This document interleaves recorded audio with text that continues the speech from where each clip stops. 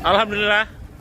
Mayat. Syedaralun Hapta Dwi Putra berusia 18 tahun warga Langkat, Sumatera Utara yang terjun ke Sungai Tamiang ditemukan meninggal pada Selasa 16 Januari 2024 siang.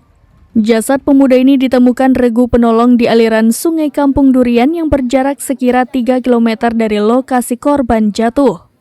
Kalak BPBD Aceh Tamiang Iman Suheri melalui Kabid Darlok Bambang Supriyanto mengatakan jasad korban langsung dievakuasi ke RSUD Aceh Tamiang dan saat ini berada di kamar jenazah. Hapta Dwi Putra dilaporkan terjun dari jembatan Kota Kuala Simpang ke Sungai Tamiang pada Minggu 14 Januari 2024 sekira pukul 22 waktu Indonesia Barat. Kejadian ini sempat disaksikan sejumlah warga yang sedang memancing di pinggir sungai. Kapolsek Kota Kuala Simpang AKP Amril Bakri mengatakan, malam itu pihaknya langsung melakukan pencarian. Dari lokasi kejadian, polisi menemukan sejumlah barang milik korban, diantaranya sepeda motor, KTP, sandal, dan ponsel.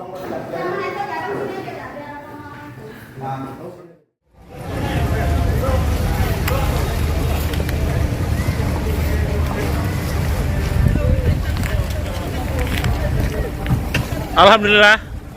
Mayat korban sudah diketemukan. Alhamdulillah. Dari Aceh Tamiang, Rahmat Wiguna, serambinews.com. Download Tribun X sekarang. Menghadirkan lokal menjadi Indonesia.